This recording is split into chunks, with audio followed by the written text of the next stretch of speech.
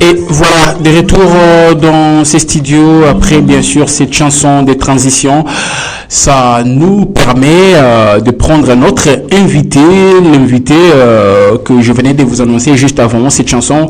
Il s'appelle Narcisse Kandongo, le pasteur Narcisse Kandongo, le numéro 1 de l'église La Plénitude, Totondi Botondi Nabandeko, Bazana Biso Lisusu pour la deuxième partie Nabiso Tinasuka, la deuxième partie to Sololaka, Maetali Lilobana Nzambe, Namosali Nzambe, Narcisse Kandongo. Alors, osa peut-être papa, osa maman, au fréquente à l'église, Moussousou, ça ce n'est pas un problème, ça c'est le média, c'est la radio. Donc, ce que coûte un alibakou à Kouka, Maloba Nzambe, Kotika la non na fanatisme, non, moi je suis de la compassion, moi je suis de Bethel, moi je suis, non, au coûte un alibakou Nzambe, Pesa Matoi, Pesa Mutema, parce que Ekoiko changer.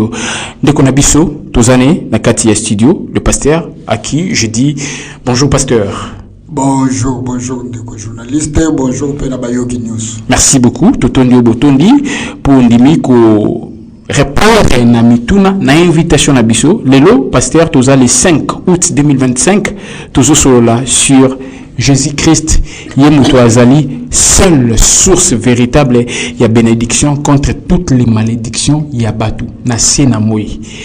Eza sujet moko monene ezali motuna moko monene ezali tom moko monene batu bakanisaka source ya bénédiction koko za pe Satan parce que Satan entre guillemets koko pe so pe matériel akoko pe so pe mbongo mais source ya bénédiction ya malamu véritable eza Jésus-Christ tout kilo maloba.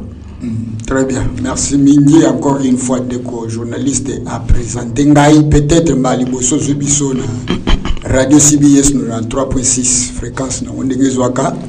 Et ça émission où il est chaque mardi à 10h50 na ngongo yo ngai nazali pasteur pe mundimi ya église Plénitude où na kambaka nde nazali nazo représenter bande ko nyos église ya ngoto pamboli bayoki o bazalaka les auditeurs. Oui, bien sûr. Asidi ceux qui sont assidus, oui. O ba mesana les fidèles mama na ndaku bino nyonso partout boko yoka biso ba delta peut-être biso mbali biso na Natasha Sarah Ramsala ozala vraiment très très fidèle.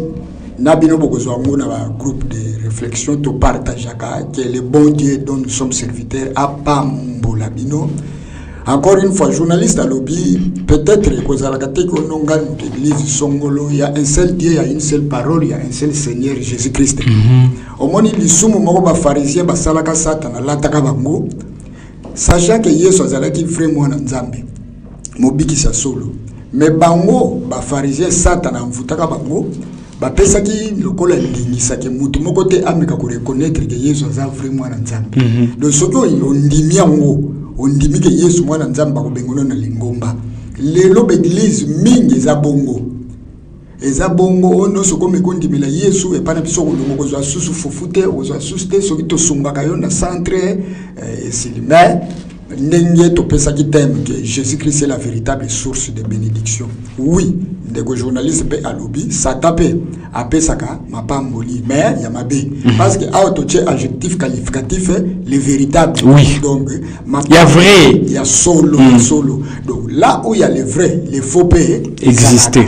Moi c'est malamu za ya mabe aza pasteur malamu aza nzambe ya malamu ye moko mokenya zali etc. na biloko nyonso elamba malamu téléphone ya malamu dollar ya malamu ezala ya mabe ezalaka mais souvent neti pona kopona mingi tout ça la ba choix ya mabe oke pona eloko ya mabe tam sozaki na poser eloko ya malamu mais oyebi ba principe ya kopona te nde ya nzambe na bolingo na ye biso bato mokili o tokoki kosala ba choix moko ya mabe na lobaka ngo butu moyi soki toketala rapidement na Deutéronome. Oui, Deutéronome chapitre 30. Verset 15. Deutéronome chapitre 30 verset 15. Bande kobozolanda biso bo vérifier penanda kubotanga elobi boye. Vois je mets aujourd'hui devant toi la vie et le bien, la mort et le mal. 16. Car je t'ai prescrit aujourd'hui d'aimer l'Éternel ton Dieu, de marcher dans ses voies et d'observer ses commandements, ses lois et ses ordonnances, afin que tu vives et que tu multiplies et que l'Éternel ton Dieu te bénisse dans le pays dont tu vas entrer en possession. Verset 19. Et le Bible, toujours dans le livre de Deutéronome, chapitre 30, cette fois-ci, verset 19. Et le Bible, j'en prends aujourd'hui à témoin contre vous les ciels et la terre. J'ai mis devant toi la vie et la mort, la bénédiction et la malédiction. Choisis la vie afin que tu vives toi et ta postérité.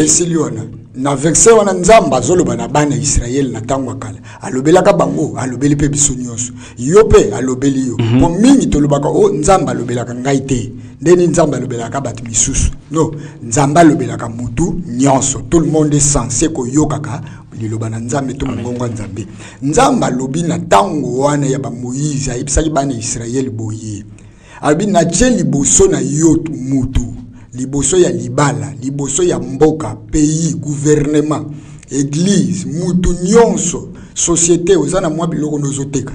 Nzambe achela biso nyonso liboso biloko mibale. Bilakeli mabe na mapamboli. Bomoi na liwa. Elonga toko longa, mapambo elonga, victoire na échec.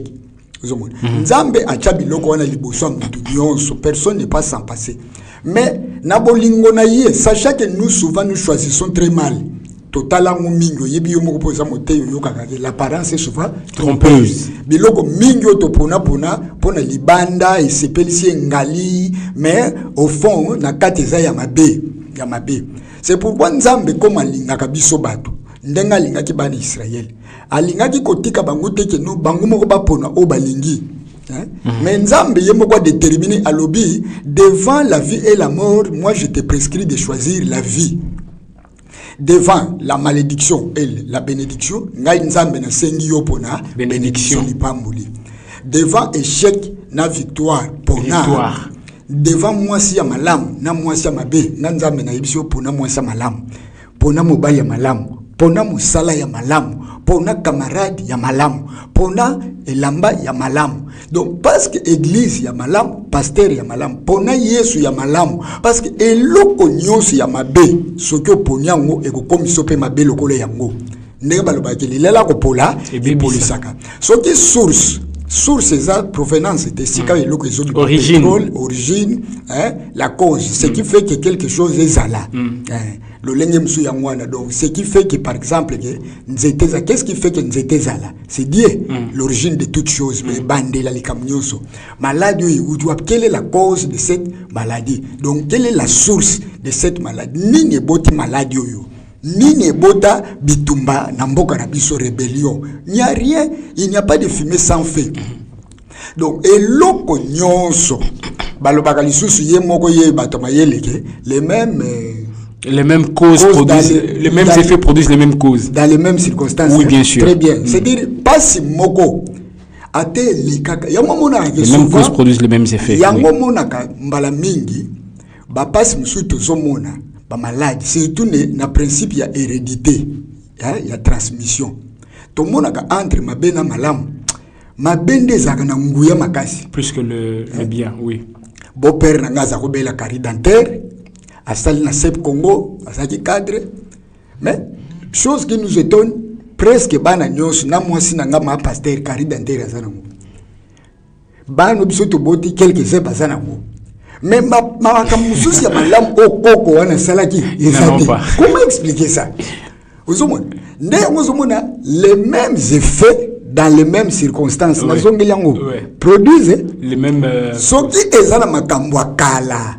Bakoko na biso batakala basalaki oye botelaki bango maladi eloko ya mabe soki biso pe lelo tozo sala kaka même makambo les mêmes effets dans les mêmes circonstances soki biso pe tozo sala même makambo bango basalaka ya mabe paso bango bamonaka pe biso pe zosani ezolanda biso en quelque sorte na meki ko tcha parenthèse donc eloko ya mabe soki ozwi yango tomona bato bazala malamu penza boye mais kuta na mobali ya mabe à force ya kovanda ensemble eza lokola ke toka mai ya bololo tango ameli direct akufi balobi les mauvaises compagnies corrompent les bonnes mœurs. Soki ozana bizaleli ya malamu et que ozolinga kofanda na bato bazana bizaleli ya mabe okitombata okoriske yo po beba lokola bango. Yango na lobi na zongeli Nzambe awala kisaki Israël ke attention parce que ngamutu na yebi tala ke koko na biso Abraham na Eve Nzambe alobaki na nzeto liwe ezati alobi très bien amashaki mote mais tant diable monguna ye na mayele mabe akosi ono nzeto ezali liwate subole bozo bomo imisi ufonga mokomba savant bo na sala na avion ba on tamba yoka ki bongo balema à preuve de contraire ba sala bongo te ba komitakala. Donc ce moment que diable à ce moment-là le serpent, la bouche du serpent a parlé, les paroles qui sortaient de sa bouche provenaient d'une source maudite parce que ces paroles-là étaient paroles voilées. Mais à l'apparence au monde n'est que notre comme banzambe et dès que ils ont consommé cela ba yeko kufa na mabe.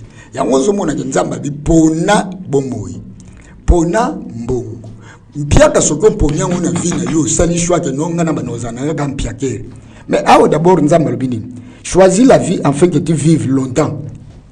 Donc ozomona ke pasia toi et sa postérité. Toi et na libota na yo ba vivre longtemps. Pourquoi? Parce que vous avez choisi la vie. Les verbes qui trouvent dans le mot vie, ezanine vivre. Vivre oui. Mais mingi yoka o ngai nazana bomo biso tozo vivre to sala ambiance.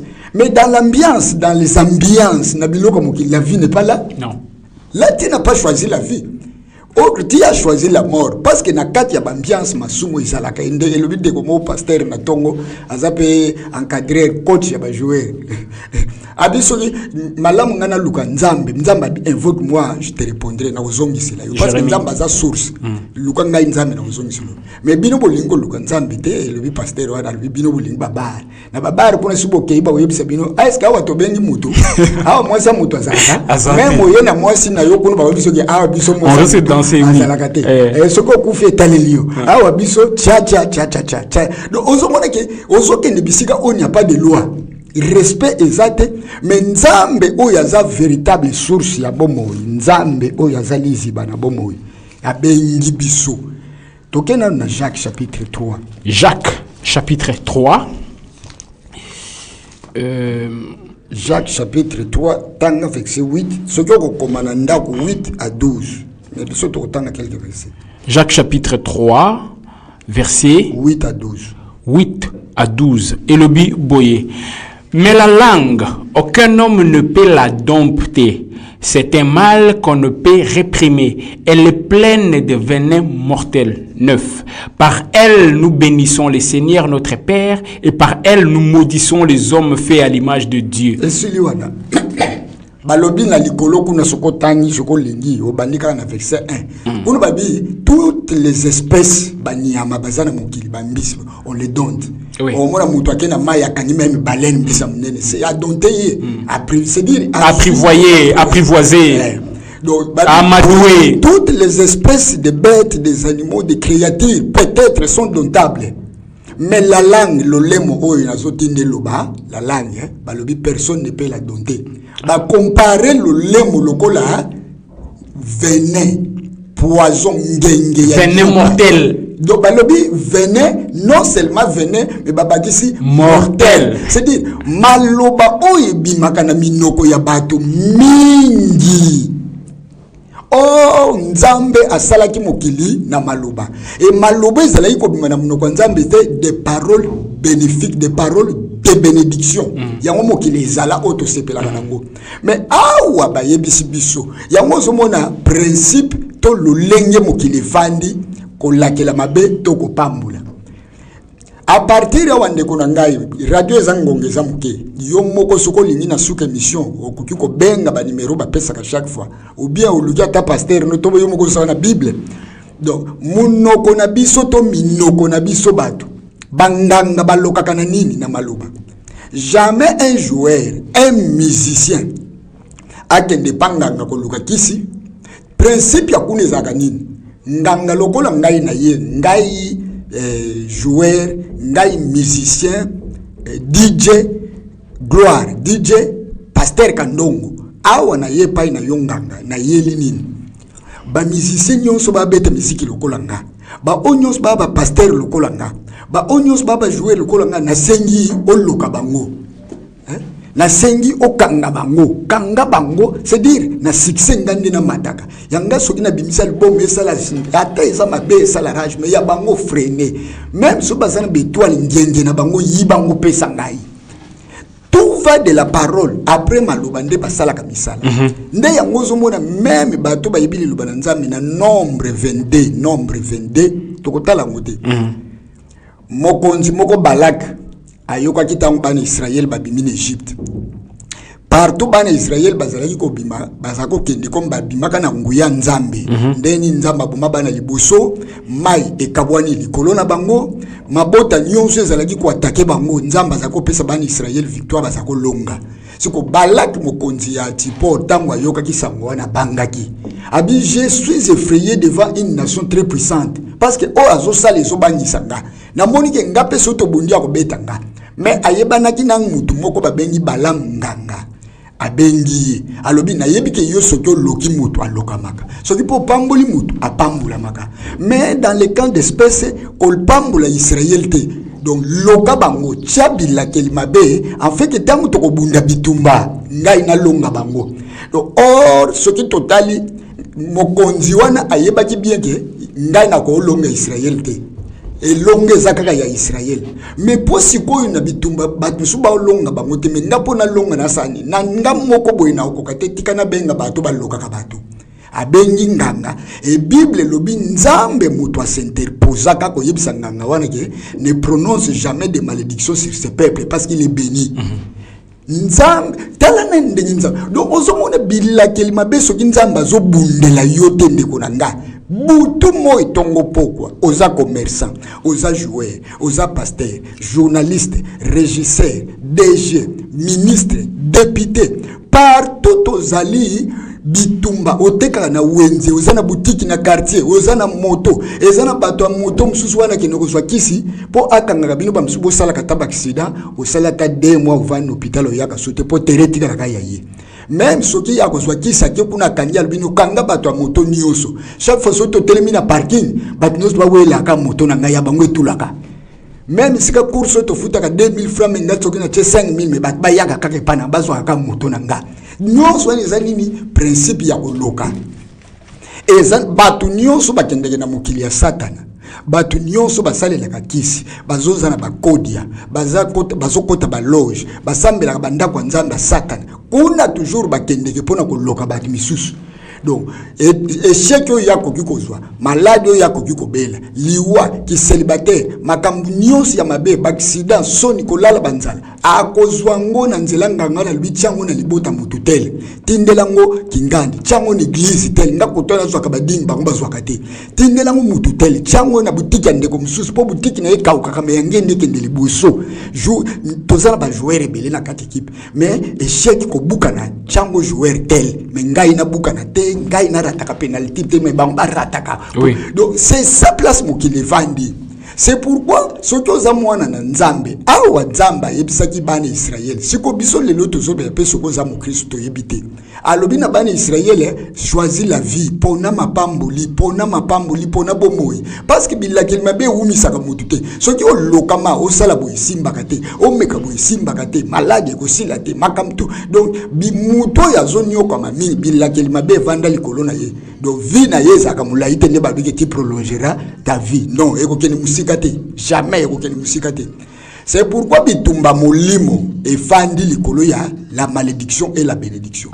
Biso tamu tolobi ke Yesu nde mutu azali source ya mapambuli ya solo parce que Yesu nde mutu ayaka kolonga Satan. Yesu amema bilakeli mabe nyonso ya batu na mokili amema yango en fait que Yesu wana tango yo ndimeli Yesu wana comme yaza source ya mapambuli soki bato bazokende bisika balokaka yo baloka mombongo na yo baloka bana na yo babala te ya bango babala baloka bato famille na yo mais comme yo zana Yesu aza source mapamboli na kombo na Yesu bilakeli mabe wana nyonso bana obunda bitumba ezosa ni nzamba zolongola ngo ndenge nzamba pekisaki nganga wana ke koloka Israël te po ngamoko na pambula bango Pour Galates, tous ceux qui croient en Jésus-Christ sont bénis avec Tanam.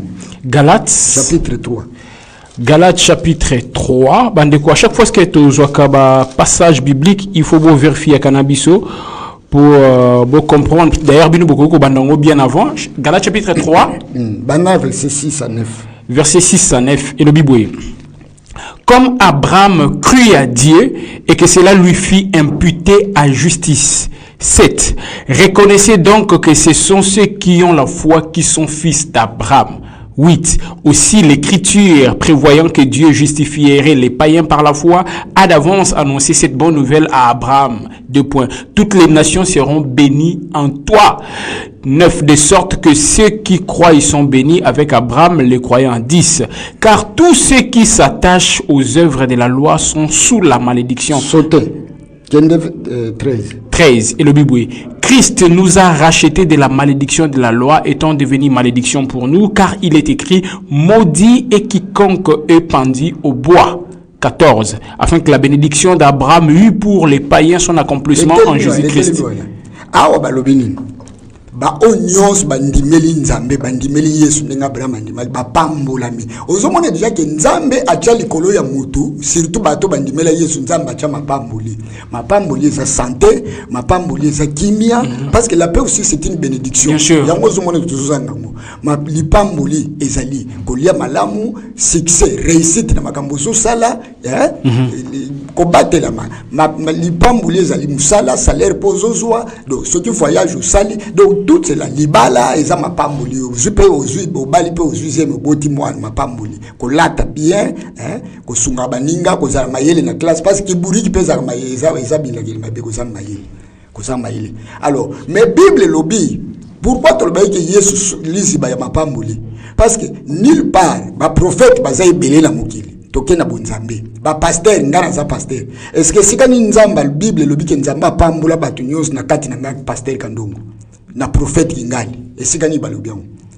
en dehors to libanda ya Yesu mapamboli nyonso bato ba pretendaka kozwa na kombo ya prophète na kombo ya mutu songolo mwasi to mobali obini bobelelaka yeba beke za mapamboli ya Satan eza mabe véritable mapamboli eza kati na Yesu c'est d'abord ce sont les bénédictions véritables et éternelles ça c'est qu'on Dieu nous a béni balobi bien que tous ceux qui croient ba onyons bandime est-ce qu'on dimela Yesu parce que soki lelo bandoki bazo sakana na yo pasi nyons balinga ko tia likolo na yo koma lokola fulu ndaku na yo koma lokola fulu ba nyons ba ya ko bwaka biloko ya sanité libala na yo koma lokola fulu mosala na yo koma lokola fulu maladi nyons ba misusu kuna te zui bango te mepai na yo ko ratete lo baki ndeko misusu ki rataka te donc epa na yo erataka kaka te échec erataka te mais baninga misusu ezo raté alors mais nyons est-ce que zana Yesu parce que Yesu nde mutu azana makoki ya kobatela yo contre bilakeli nyonso bato bazokende na molili oyo yebaka te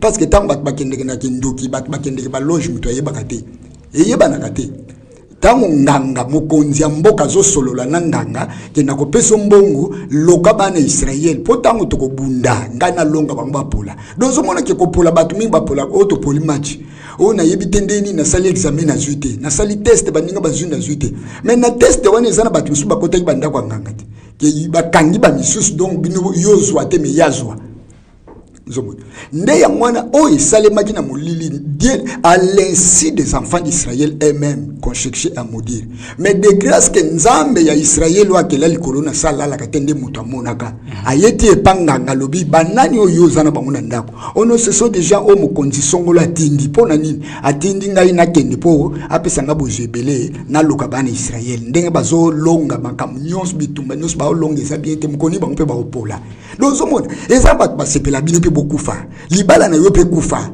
donc lelo soko lati bien bat monsieur fait pese bango même sapato na koni sapato ya ta kufa eko poto kokana donc bazo sengelo bilakeli mabe alors que nzambe asala biso na mokili po tozanga kate poto yo kaka sonité mais asala biso po na mapamboli yango lobi na kati na Yesu nzamba pambola biso nzambo atelemaki ayebisi mokonzi nganga komeka koloka Israël tenga moko na pambola bango nzambo na lelo komone Yesu Masia donc ye akufaki alakela baki mabe po biso ba otondimeli ye to pambolama. C'est pourquoi le même Yesu wana tango yo ndimeli ye oyambi ye na bomo na yo souci yamba Yesu tango yambi ye même papa na yo noko camarade mwasi obala mobali moninga na musala collègue partout azokende na molili pa banganga ndenge mokonza kendeki pokuna tanga kombo na yo ya bana na yo babengi lobila keli mabe comme parce que exemple mateza kebele comment attirer une malédiction sur une personne ndenge nini okoki ko bois quand même molimo bitumba ke ndako wana babunda ka chaque fois et ça le maka trop c'est ça na ba magie ezalaka. Mais Yesu obiso tondimela akotelema na butu même ngana lali pongi bana balali tozoyi bate mais ya yebi place nini mutu azolinga lokaka ndongo babongisila nga accident nini akotelema kogangela bango ndenga pekisaki ngango ke koloka Israël te ezali bota na nga. Dieu ne s'était pas interposé pour mabota nyosa mokili uniquement kotaka pona ya yemoko Israël les abao bandimela Yesu soko lingi nzamba bundelaka yo contre bilakel mabe vite zanango ba problème Congo ezamboka moko mwasi kitoko lokola Israël azana bomengo ebele mais Rwanda azolokaye ba pays ba voisin bazolokaye ba grande puissance bazolokaye koloka wana zanini bitumba nyonso wana bazobundisa biso poto kendite to soit pas ya progrès zako loka bazoloka biso ndenge mokonzo azalaki na jalousie ya Israël que c'est un peuple bitumanyos babunda bazolonga. Mais qu'est-ce que je peux faire parce que naturellement parlant na okoka kolonga bangote mais par une malédiction provoquée bakopola. Donc les lots ezana batu bazana ba jalousie bazoa ya batu soki okangami na nzambe te eza pasi obike mutu nyonso za source mutu nyonso za source de bénédiction ya mapamboli ni nzamba salela yo pompe o ifo ebimisaka mapamboli na kati na yo moko libala ifo ebima na kati na yo moko musala ifo ebima parce que Ève pa bima na panzi ya Adam na kati na yo moko mbongo ifo ebima voyage ifo ebima pour voyager soko lingo voyage out na cimetière te Dieu a mis toutes choses dans l'homme parce que le badi que tout ça la mutune lilingi na biso comme Dieu lui-même est la source de la création la cause la raison principale de la création. Si Dieu n'était pas l'univers, la création ne serait pas. Donc il y a une cause, il y a une source au salamukil. Mais quand Dieu dit que tout ça salamutune lilingi na biso, c'est-à-dire que Dieu a créé toi l'homme yo moi sina mobile lingozana pose la paix source ya mapambo lipona yo moko pona libota na yo maloba na yo au balobi nini ke lolemo ya mutu eza lokola venin mortel moka koko dontango te yebimisaka maloba ya mabe kaka na munoko moko tozoloka bato nzamba sala kaka na munoko moko tozopambola alors que si ozomona ke tout va de la bouche soki oza makasi te na kobondela yo moko chaque jour ezana bato balalaka na minoko na bango balakelaka baninga mabe balamukaka balokaka baninga mabe ndenge nazoba boutique ya muninga ekoya libala muninga ebeba musala muninga ebeba moto na ye ata l'état botola ngwevanda na la police pa bimaka sute toujours leur bouche ne prononce que mabilakeli ya mabe ndeko na ngai sala keba salakeba même tango lela ko na yebite nani aso sala ngaboy pourquoi makamno na sala esimba te au lieu pe yo fongola ka munoko lo bakena kombo na Yesu o nyonso azobendela ngabe sheki oyo azobendela ngaba malero oyo azobendela ngai ba makamba modelo oyo ye azana munoko alobaka ngape na za munoko mais ngasi ko na sangisi au nom de Jésus parce c'est lui qui a vaincu toute malédiction. Donc nzambo abundelaka Israël au lieu yo salaka bongo obondelaka obundaka na maloba ke non je repousse toutes sortes de malédictions prononcées sur moi parce que mutu nyonso monde à ténèbres mukili ya Satan ba yebi bien que au commencement Dieu a parlé c'était la parole o ya loba isalema til lelo o même maloba mabe mutu azoloba isalema kezana be fe na ngo.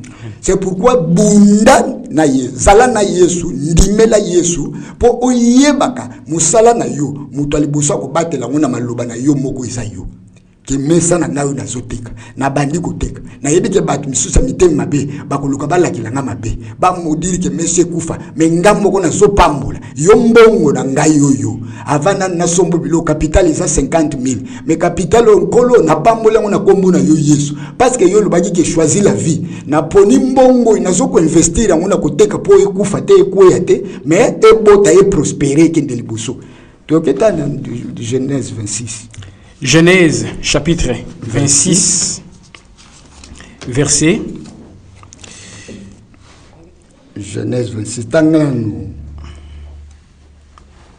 Genèse chapitre 26, bande konanda kubo vérifier na biso et longo, ça vous permettra de comprendre ce que nous sommes en train de faire. Genèse chapitre 26, verset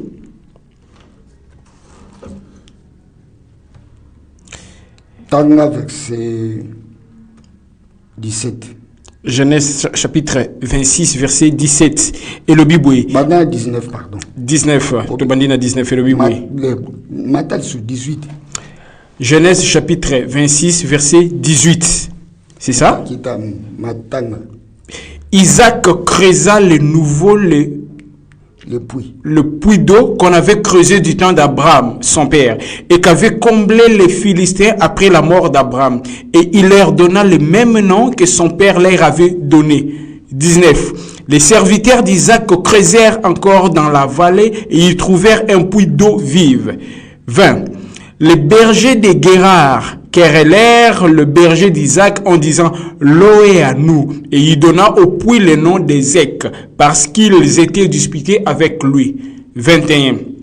Ses serviteurs creusèrent un autre puits au sujet duquel on chercha aussi une querelle et il l'appela Sitna. 22. Il se transporta de là et creusa un autre puits pour lequel on ne chercha pas querelle et il l'appela Rehoboth. Car dit-il, l'Éternel nous a maintenant mis au large et nous prospérerons dans le pays. Rehoboth. Batimoli libulu omoni sans source obandika mo musala mo boye bandoki bakolinga babundisa ko batimola ka libulu po mayebi maka batoka ka bang bamelaka na bapunda be bakola mboka ba ye za ya biso babotoli bango libulu bakei chance balembaka te balukisu parce que sans libulu place mayebi maka sans libulu place ozwaka mbongo no bana okufa ndenge nini. C'est pourquoi Satana bandoki loko liboso bakangaka toujours source ya mutu oyo ko songone lamba oyo ko peso mayele oyo ko sala ke ozalaka mutu na miso bato po babanga. Donc tout tant ce ko za mutu moko azoko edeyo mutu na famille azosunga famille na bino aza source me bandoki baolinga lo baboma ye ou bien musale kufa ye po bino boka bozanga place kozwa mbongo bozanga lamba yango a force ya koluka Isaac na basali na ye ndaki ko baketimola libulu mususu bapesi yango kombo oyo siko Rehoboth tokozala toko prospérer. Donc lisi bo chaque fois na so sa musala na salaire zoya na so pambola lobi na ko somba ndako musalo nzamba pesinga église a pesinga émission oyo eza source a force ya ko yika mpiko e jour e ko bendela nga mapambuli mais sata bandoki bakolinge kauka. Mais yango batu mingi bando koya na boutique moko ti lelo de briaka soto lemba yango bango batimola ki libulu mayebi mi bakola mboka babotoli batimoli ya mibale bato mboka baye babotoli ya biso mais balemba te soki bakangaka maboko bangai bazanga libulu ya kutoka ka mayo melaka. Donc je crois que comprendre nini sengeli soki ko benga pose ba susa mwezindo. Merci beaucoup, pasteur Narcisse Kandongo. Te rappeler, numéro Nabiso, Boke Kobe Nabiso, tous en direct, les lots, le 5 août 2025. Il est 11h passé de 25 minutes. Donc, Bozola Nabiso, mardi à l'élo, tous en direct. Numéro Nabiso, c'est 090 14 78 578. 090 14 78 578 ou 082 17 49 074. 082 17 49 074 aux Alibanda Mboka au Tché plus 243 90 14 578 ou plus 243 82 17 49 074. Au Koko Benga na appel normal, au Koko Benga na WhatsApp, au Koko Salabiso voice message texte na WhatsApp tout autant tous en direct même après émission sous en a pour ça peut-être au solo na pasteur particulièrement Masolo Milaye après émission au Bengika kana ba numéro wana au solo na pasteur Ayambaka Yemoko secrétaire Azate. Donc ce sengeli peut pasteur à se déplacer pour soumo na ba prière mususu na ba orientation mususu le quoi mosali na nzambe o ezo toucher makambo ya musala o ezo toucher makambo ya libala o ezo toucher makambo ya bana ezo toucher makambo ya kobota pasteur aza disponible 24 heures sur 24 pour na ko memela yo o esengeli o epesaka kimi amalonga na ma union so pasteur à lobby azala qui beaucoup plus clair. Je ne vois pas sur quel point je pourrais revenir encore que ngana za journaliste yazaki beaucoup plus clair. À chaque fois ce que batubazo lingela o mabe, à chaque fois ce que batubazo salelo ba malédiction yope okoki ko transformer malédiction na ba bénédiction à travers le lemonayo parce que c'est l'élément qu'on ne dompte pas, c'est l'élément qu'on ne maîtrise pas. Le ko la batu basale liyo ba malédiction ba sangani se sont liés à groupe balobi ye musala na ye akobe bisango ye ndenga zaka mayele to ko bwa kele maladie ba faculté no ko beba makambo belé nzambe apesi yope possibilité pouvoir mandat puissance ya ko renverser nyoswana et koma malamu 082 17 49 0 74. Pasteur, en 15 secondes, Susanna, dernier message, na bandeko na sobalandi biso na bandeko église la plénitude. Il va bien que batu nyonso bazo konza mingi na mokili na domaine nyonso bakanga baninga ba chance baloka baninga kanga mana Yesu po kangulama. Donc bamisus bakangelo libulu mbongo me batikelo libulu ya bobola vide botoka ka pauvreté botoka ka échec na kangi mabulu nyonso toutes les sources qui vous produisent des malheurs liwa soni na kanyango na kombo na Yesu source nyonso ya malamu o bandoki bakanga to satana libota na vina yomoko yeba kangote na fungoli yango au nom de Jésus etika la l'ouvert éternellement pour le kumo nzambe otoka kanyoso zango posa. Amen. Amen. Etika la ouverte source wana na le kumo nzambe otoka kanyoso ozana ngo posa parce que na kati ya source wana posa libala ya kimi okozwango wana posa musala ya kimi okozwango wana posa bana no bazala différent na ndenge ya malamu okozwango kimi ya solo ezaka kuna ye lipamboline elandisa makana makambo mabete lipamboline za o epesa kapenda kimia ya solo na esprit na âme ti na bon moto na yo. Merci beaucoup na bandeko balande biso ko banda debi ya émission ti na sukanango. Merci également nandeko asungi biso il y a des appels. Merci, on est arrivé à la fin s'il vous plaît ndeko tozoyo après émission soko bengi biso ka na même numéro après émission donc dans 5 minutes tout au plus tokozo to soit non. Merci beaucoup nandeko asungi biso pour na ko réaliser partie vidéo. Merci nandeko Alex Missa, merci na ba Kambinyo sur la CBS bandeko ya la plénitude na tondi bino matondi tokutana bino mardi prochain dimanche na 8h20 RIA rediffusion. Allez, on se sépare avec ces morceaux. On vous aime. Bye bye, bye bye, bye bye. Ciao.